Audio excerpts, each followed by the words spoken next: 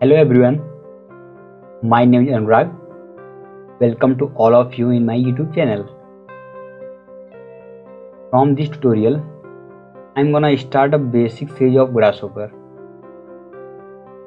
If you wanna learn Grasshopper, then stay tuned with me. So let's start.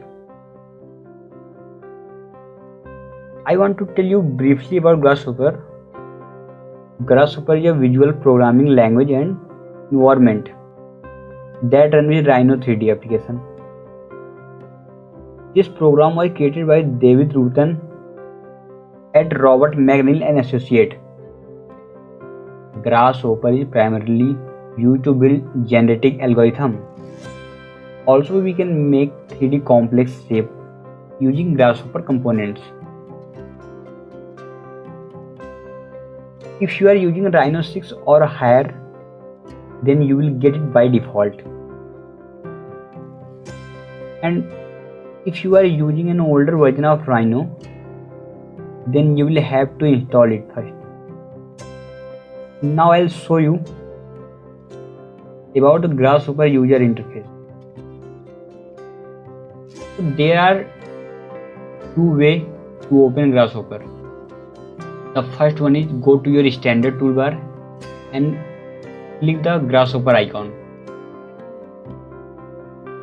and then you will get. And the second option is just type the command bar called Grasshopper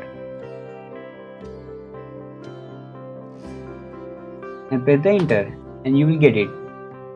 It's look quite simple. There are mainly three sections inside the Grasshopper. The first one is menu bar. There are lots of tools inside. And the second one is components bar. There are lots of component tools inside. The params, math, sets, vector, curve, surface, mesh, and so on. It's all very important tool of the Grasshopper. We are going to discuss all of these toolbar in our upcoming videos. And the third one and last one is working area or canvas. In this area, we create our definition or geometry inside this canvas bar. If I'll show you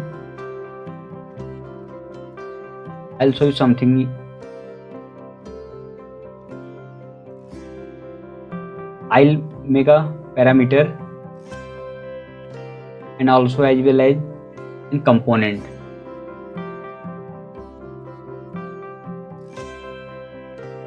It's a parameter and it's a component. If you will see this, there are two round things. It's called input and it's called output. The right side is called output and the left side called input. You can connect these two geometry like output to input, but you cannot connect input to input. You can connect only input to output, like output to input you can connect, but you cannot connect input to input. All of these things we'll discuss in very detail in upcoming videos. So don't worry for it now. A Grasshopper definition can consist of many different kinds of objects, but in order of getting started, you only need to familiarize yourself with two of them, the params and the components. Params and its components. I hope you like this tutorial. Please hit the like button and subscribe YouTube channel for more upcoming videos.